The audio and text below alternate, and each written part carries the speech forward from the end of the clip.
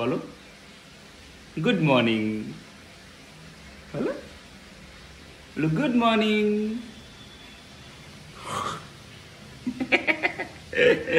Good morning everyone and welcome back to our channel with a new vlog.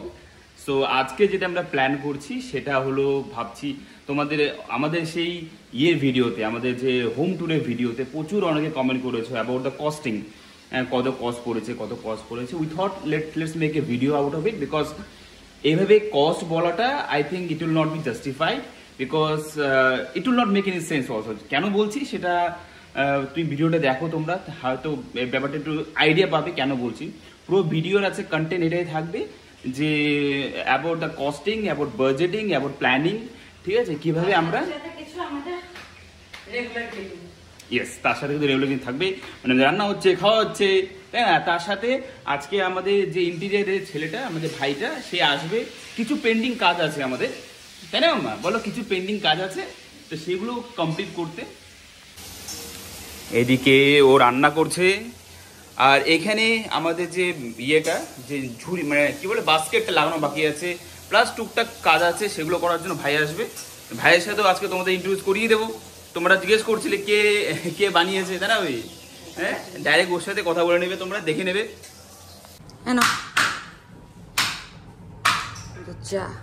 এদিকে দাদারা চলে এসছে, কাজ করছে।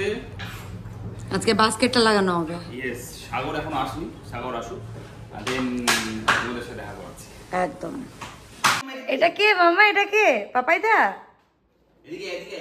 লজ্জা পাই যায়।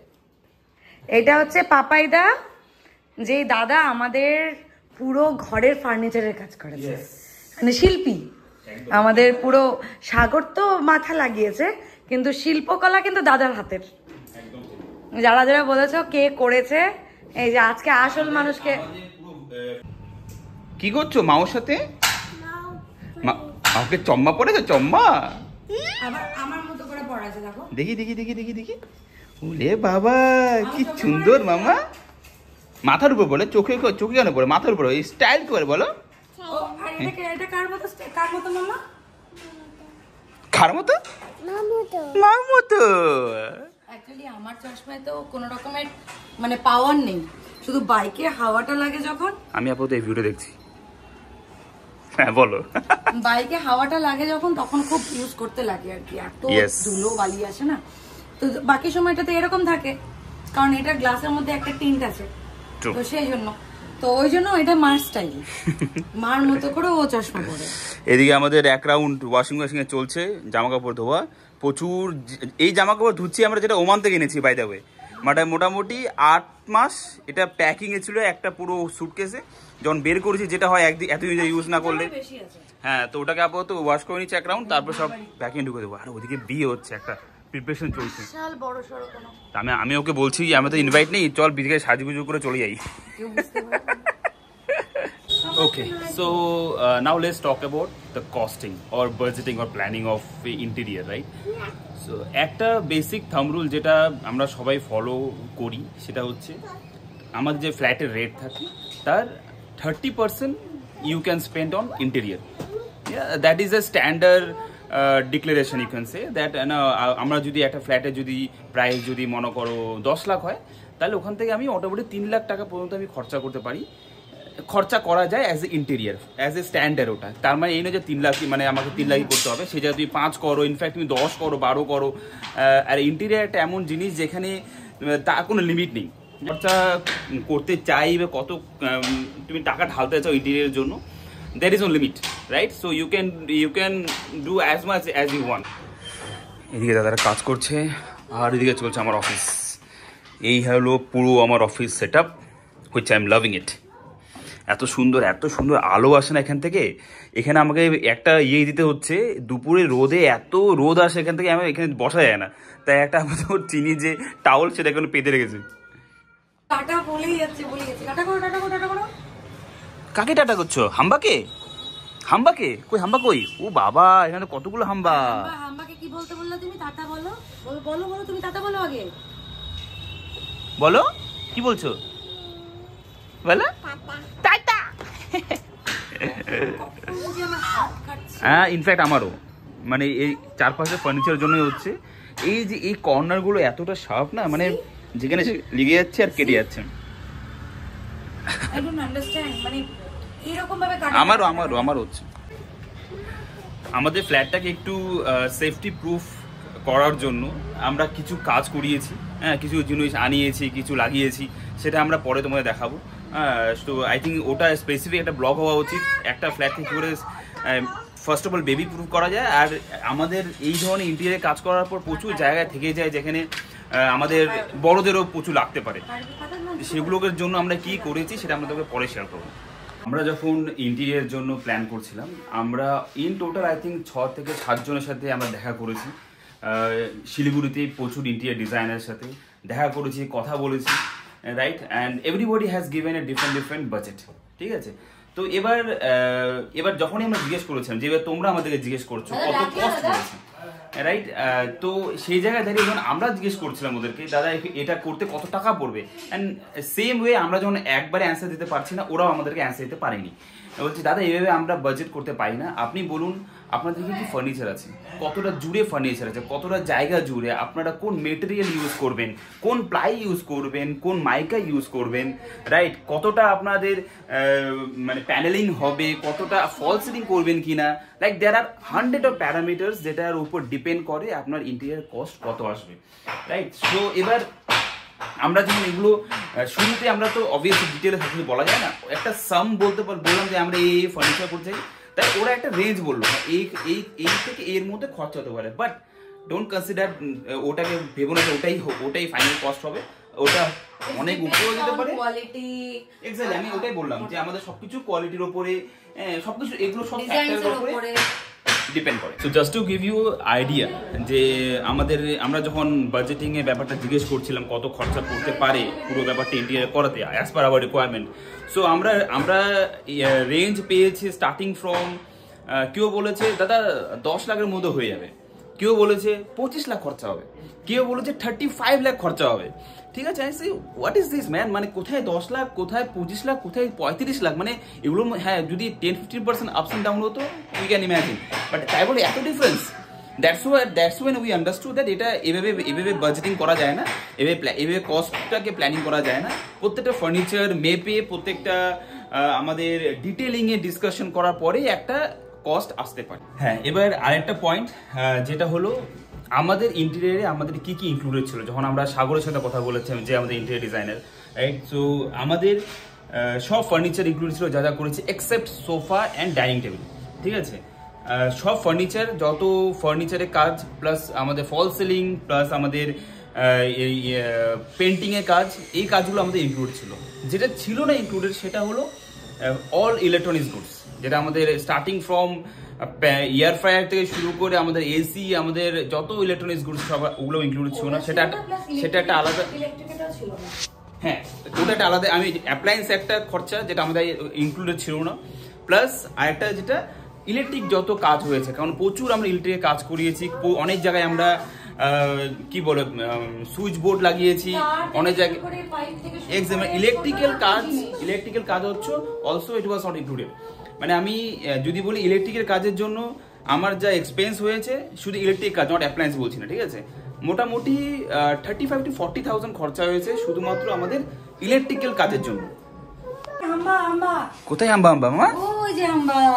হ্যাঁ, এখান থেকে হাম্বা দেখা যাচ্ছে। বলো মামা।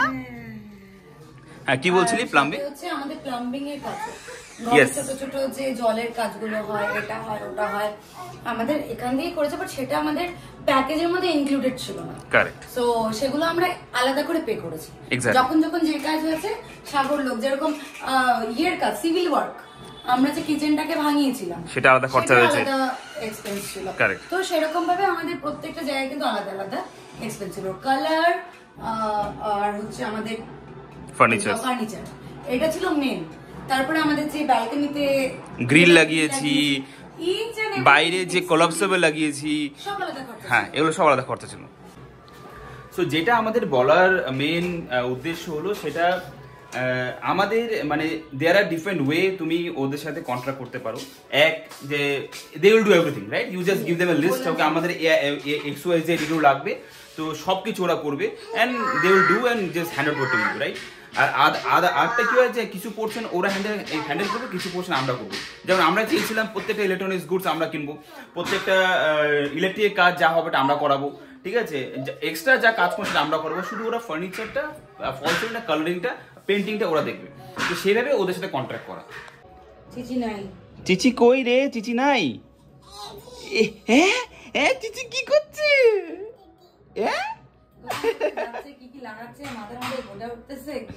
এখানে কি হয়েছে মামা? এখানে কি হয়েছে? গোতা হচ্ছে? হ্যাঁ কি হয়েছে? গোতা হয়েছে মামা? এই যে এরকম ভাবে সারাদিন কি করবে না ও বুঝতে পারছে না, এত এত অপশন পেয়ে গেছে চারপাশে ও, মানে কি ধরবে কি করবে কোথায় কোথায় এক্সপ্লোর করবে। এই দেখো, এই ধরতো ধরতো, এই ধরতো ধরতো, এই ধরতো,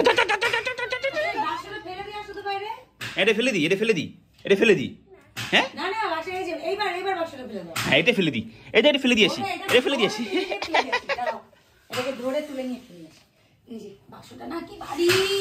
হ্যাঁ বাক্সটা ফেলে দাও, ফেলে দাও।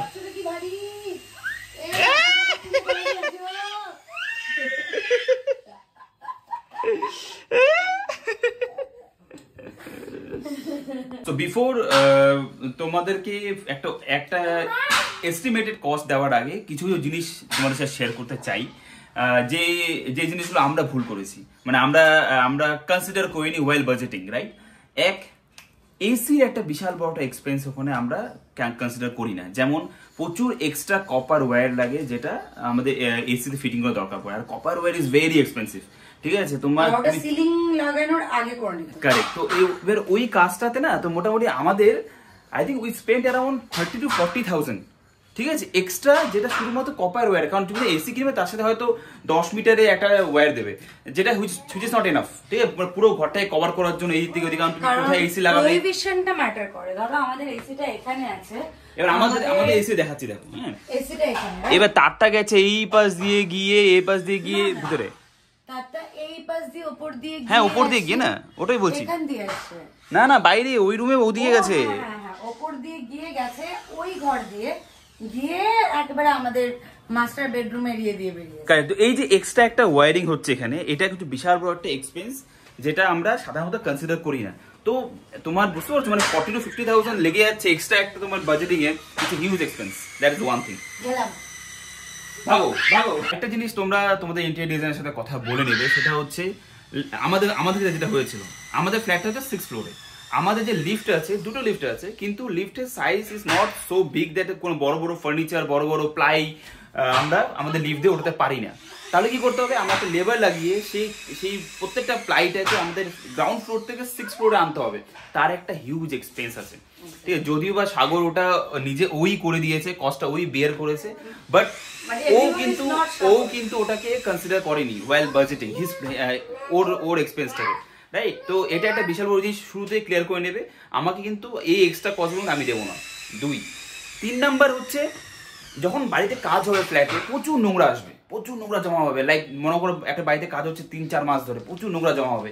সেগুলোকে টাইম টু টাইম ক্লিন করতে গেলে ওটাকে কর্পোরেশন গাড়ি বুক করা, সেটাকে এখান থেকে আবার নিচে নামানো নোংরাগুলোকে, সেটাকে পাঠিয়ে দেওয়া, ক্লিন আপ করা, ওটাও একটা বিশাল বড় এক্সপেন্স, যেটাও সাধারণত ইন্টেরিয়র ডিজাইনার কনসিডার করে না, ঠিক আছে? সেটা এগুলো সব কথা বলে নেবে।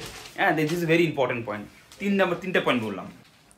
4 নাম্বার পয়েন্ট হচ্ছে, যখন হ্যান্ডওভার হবে ওই মোমেন্টে ঘরটাকে থাকার যোগ্য করার জন্য যে ক্লিনিং প্রসেসটা দরকার, সেটাকে কনসিডার করা হয় না। মানে অনেকেই হয়তো করে, বাট আমাদের ক্ষেত্রে আমরা কেউ অতটা ভাবিনি যে এতটা নোংরা হতে পারে। কারণ পুরো যত প্লাই থাকে না, যতগুলো ফার্নিচার আছে, সব কিন্তু এখানেই তৈরি হয়েছে। তো সবগুলো প্লাইতে পেস্টিং এর আঠা থেকে শুরু করে আমাদের প্লাই মানে কাটিং এর গুঁড়ো থেকে শুরু করে ইচ এন্ড এভরিথিং কিন্তু এখানে হয়েছে। তো মানে এটা আজকে যে চকচক করছে, কয়দিন আগে এখানে দেখার যোগ্য ছিল মানে রীতিমতো 10 থেকে 15 দিন আই থিঙ্ক কন্টিনিউয়াসলি কাজ করে শুধুমাত্র ক্লিনিং প্রসেসে। So that first of all is a time consuming and is expensive as well. Plan করতে হবে টাইমের হিসাবে, ওটাকে প্ল্যান করতে হবে যে হ্যান্ডওভার হওয়ার পরও at least 15 days আগে ক্লিনিং শুরু করতে হবে, কারণ না হলে কোনায় কোথায় এখনো দেখো, মানে আমরা এত দেখে করেছি, স্টিল দেখো ওই জায়গাটা ক্লিয়ার, আমরা ভুলে গেছি। এক্স্যাক্টলি। আরেকজন তো বসার জায়গা এটা। চিনি স্নান হয়ে গেছে, চিনি খাওয়া হয়ে গেছে, এবার আমরা বসবো খেতে। এই হচ্ছে আজকের মেনু, একদম পাতলা মাছের ঝোল, মাছ দিয়ে। এটা অ্যাকচুয়ালি চিনিরই রান্না। এখন চিনি আর আমাদের আলাদা শুরু থেকেই আমরা করি না, কোয়াশ আলু সব কিছু দিয়ে। তার সাথে পালং শাক আছে, শশা আছে, আমার লেবু আছে। তুমি বসবা? আচ্ছা তুমি এখানে বসো, তাহলে আমি ওইদিকে বসি। তুমি এখানে বসো, আমি এই সাইডে বসি, ঠিক আছে? বসো, উঠে উঠে বসো। তুমি শশা খাবা? শশা শশা খাবা? এইদিকে মামা নিজে নিজে খাচ্ছে। কি মামা কি খাচ্ছ? দই। আর ও খাওয়ার সময় পাশে ওর একটা কিছু লাগবে, সে টিস্যু হোক, কাপড় হোক, যেটা দিয়ে ও এক কামড় খাবে, একটা স্পুন নেবে আর মুখটা মুছবে। মুখে কিছু লাগলেই হলো খাওয়ার সময়। মা মুছে দাও, পাপা মুছে দাও না মামা। Ready ready ready ready ready. কি খেলো রে? আর একবার আছে আমার। কে ফার্স্ট হবে? কে ফার্স্ট? মামা, মামা না চিচি? Ready ready ready ready ready ready. এই চিচি, এই চিচি, চিচি, চিচি শেষ হয়ে গেছে। ইয়ে! মামা বলে ইয়ে! বললাম না আমি লাস্ট হয়ে গেলাম। চিচি ফার্স্ট হয়ে গেছে। বলে মামা ইটস ওকে, ইটস ওকে বলো। আসে আসে আসে আসে। এবার আমাদের কিচেন কমপ্লিট, তাই তো? কিচেনের কাজ কমপ্লিট। এই দেখো লেগে গেছে আমাদের বাস্কেটগুলো, সুন্দর সব বেতের, লাভলি, দেখতে হেভি লাগছে। একটা সুন্দর সবজি ফল যা বাইরে রাখার জন্য। I think this is perfect. Happy? Finally আমাদের যারা এতক্ষণ ধরে যার জন্য অপেক্ষা করছিলাম, সাগর ও চলে এসছে। তো এই হলো সাগর, যে এই পুরো ঘরটার কাজ এই করেছে। তো ভাই অনেকে তোর এনকোয়ারি করছিল, কে করেছে, কে করে, তার কন্ট্যাক্ট নাম্বার দাও, কন্ট্যাক্ট নাম্বার দাও। তোর নাম্বারটা তুই নিজে বলেছে, তুই এদিকে পুরো অন্ধকার দেখাচ্ছে তোকে। না ঠিক আছে, তুই তোর কন্ট্যাক্ট নাম্বার দিয়ে দে, তোকে কি করে কন্ট্যাক্ট করে সেটা বলে দে। আচ্ছা, আমার নাম সাগর, আমার ফোন নম্বর হচ্ছে 8250143791। আচ্ছা আমি রিপিট করছি, 8250143791। কারেক্ট। তো নাম্বারটা আমরা দিয়ে দেবো স্ক্রিনেও, তোমরা কন্ট্যাক্ট করতে পারো ডাইরেক্টলি ওর সাথে for any kind of interior work in Siliguri. Siliguri বাইরে কাজ করিস কি? অল ওভার ইন্ডিয়াতে কাজ করে, বাস তাহলে কোনো কথা নেই। ও অল ওভার ইন্ডিয়াতে কাজ করে, সেই ব্যবস্থা ও করে দেবে। তো তোমরা কন্ট্যাক্ট করতে পারো। নিয়ে তুই যা না, তুই গিয়ে নিয়ে নে। ও জুতা পরছে না, ও জুতা পরছে না, জুতা নিয়ে নে। চিচি যাচ্ছে, যা যা তুই যা, এই যাচ্ছে, চিচি যাচ্ছে, বলো বসো বসো বসো, নিবা না বলো। আমি অপেক্ষায় ছিলাম যে কখন এর মধ্যে, আমার থেকে বেশি তোমার দাদার এগুলাতে তারা থাকে, যে সবসময় কোনো জিনিস যদি ঘরে নতুন আসলো, ও সবার আগে হড়হড় বড়বড় তরতর তরতর করে সব ঢুকাই দিবে, সব রেখে দিবে। কিন্তু যতই বলো তুমি এই যে আমলেটটা বানিয়েছো, চিজ আমলেট, খুব ভালো হয়েছে। Thank you. যতবার আসবো ততবার আমলেট খাবো, আর কিছু খাবো না। আমি আসবো, অনেক কিছু খাই বা না খাই, কিন্তু আমলেটটা জরুর খাবো। আচ্ছা ঠিক আছে, ডান, পাক্কা, একদম। সুন্দর হয়ে গেছে। দাদারা জাস্ট গেল কাজ করে, পুরোপুরি সব শেষ করে। পেন্ডিং কাজে তবু অল্প ছোট বাকি আছে। কিছু ক্যাবিনেটের আমাদের শেপ লাগাতে হবে, যেটা পেন্ডিং ছিল, সেটা বলো পরে একদিন সে লাগিয়ে যাবে। ওটা হয়ে গেলে মোটামুটি হবে কাজ শেষ। Anyway, let's come back to our topic, যেটা নিয়ে আমরা কথা বলছিলাম, যে কস্টিং ব্যাপারটা। তো মোটামুটিভাবে একটা ওভারঅল আই হোপ একটা আইডিয়া দিয়েছি, কিভাবে কি কনসিডার করা উচিত, কি কনসিডার করা উচিত না, well you are planning and you are budgeting your interior, right? So আরও কিছু কিছু জিনিস আছে যেগুলো প্রচণ্ড আমরা হয়তো ওভারলুক করে যাই, যেমন ম্যাট্রেস। একটা হিউজ এক্সপেন্স, কারণ একটা ম্যাট্রেস, ভালো ম্যাট্রেস কিনতে গেলে মার্কেটে 30-40,000 পর্যন্ত চলে আসে ম্যাট্রেসের। আমাদের 3টে ম্যাট্রেস পড়েছে মানে মোটামুটি 55-60,000 মতো, ঠিক আছে? তো ওটা একটা বিশাল বড় এক্সপেন্স, রাইট? তারপর তো আছে কার্টনস, বেডশিট, এটা ওটা, প্রচুর লাইটস। আমাদের বুঝতে পারছো কতগুলো, 3টে রুম প্লাস হল রুমে কতগুলো লাইট লেগেছে। তো সব মিলে এগুলো সব মানে আমরা যখন প্ল্যানিং করি না, হয়তো এই জিনিসটা ধরিই না, বাট ইভেন্টুয়ালি যখন কাজটা শেষ হয় তখন বলছি ওহ এগুলো সব তো আউট অফ বাজেট ছিল। চিচি কি হয়েছে, ঘুমে গেছে? আসো এদিকে আসো। আরে মাউ নিয়ে খেলছো, মাউ নিয়ে? আসো সো মোটামুটি একটা সামারাইজ ওয়েতে যদি বলতে হয়, আমাদের এক্সপেন্স যে কস্টিং যেটা পড়েছে শুধু ইন্টেরিয়ারে, এগেন বলছি, যেখানে আমাদের electronics appliance is not included, আমাদের যে lights not included, electrical works is not included, ঠিক আছে, এগুলো সব ছেড়ে মোটামুটি 10 থেকে 15 lakhs-এর মতো একটা খরচা আমাদের পড়েছে apart from all of this, ঠিক আছে। তো এবার আমাদের যা বাজেট দেওয়া হয়েছিল তার উপরে শুধু ইন্টেরিয়ারের জন্য তার উপরে মোটামুটি 20-25% এক্সট্রা লেগে গেছে, যেটা ইউজুয়ালি ম্যাক্সিমাম ক্ষেত্রেই হয়। যখন তুমি বাড়ির কাজ করবে তখন মনে হবে এই জিনিসটা করে নি বা ওই জিনিসটা করে নি, ওয়ান টাইম হচ্ছে মানে করে নি। হ্যাঁ, তো এইসবের জন্য তোমার ওভারঅল বাজেট যতই প্ল্যানিং প্লটিং আমরা করি না কেন, ইভেনচুয়ালি 10-15% বাজেট তোমরা নিয়ে চলবে, যে অ্যাডিশনাল তোমাদের কস্ট হবেই, কিচ্ছু করার থাকবে না। যেরকম কিচেনের স্ট্রিপ লাইট, এক্স্যাক্টলি, তারপরে আমাদের ল্যাম্পশেড, যেটা ল্যাম্পশেড, প্যানেলিং এর আমাদের প্ল্যানিং ছিল না, দু জায়গায় প্ল্যানিং না প্যানেলিং যে প্ল্যানিং করেছি, প্যানেলিং এর প্ল্যানিং, ইয়েস, ঠিক আছে, তো ওটা ছিল না, ওটা এক্সট্রা কস্ট পড়ে গেছে, বাট ওটা it was necessary, so we had to do that, right.